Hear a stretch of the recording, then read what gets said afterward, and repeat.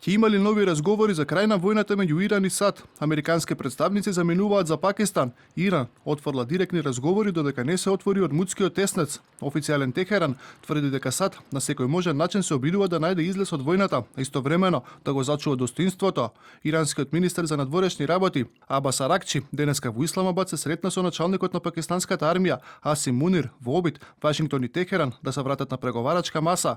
Според пакистанските медиуми, Аракчи ги пренел барањата на Иран и доставил одговор на американските предлози кои им биле испратени минатата недела.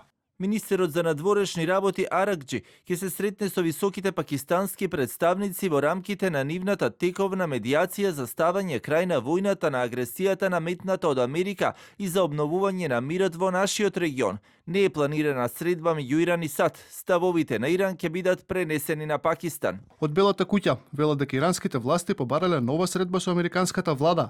Специјалните представници на Доналд Трамп, Джаред Кушнер и Стив Витков повторно се испратени во Пакистан, а доколку треба, ќе им се приклучи подпредседателот Джей Ди Венс. Иранците му се обратија на председателот и побараа разговор во живо. Затоа председателот ги испраќа Стив Витков и Джаред Кушнер да слушнат што имаат да кажат. Во последните неколку дена видовме одреден напредок од иранската страна, што го наведе Доналд Трамп да донесе одлука да испрати пратеници да ги сослушаат иранците.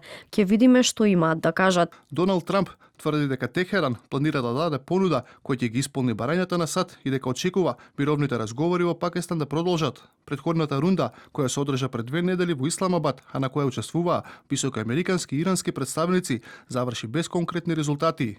Тие даваат понуда и ќе мора да видиме. Преговараме со луѓе кои се на власт во моментов.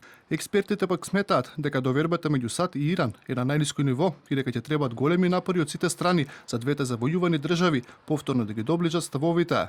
Двете страни имаат голем политички притисок врз себе, а управувањето со тој притисок само по себе е предизвик. Затоа ниту една страна не сака да изгледа како да попушта под притисок или дека влегува во овие разговори од позиција на слабост. Може да се тврди дека иранците немаат поголем товар од овој поглед, бидејќи тие беа среде преговори 2 пати со САД кога беа нападнати. Иран има многу лошо искуство со Витков и Кушнер. 2 пати преговараше со нив кога беа нападнати.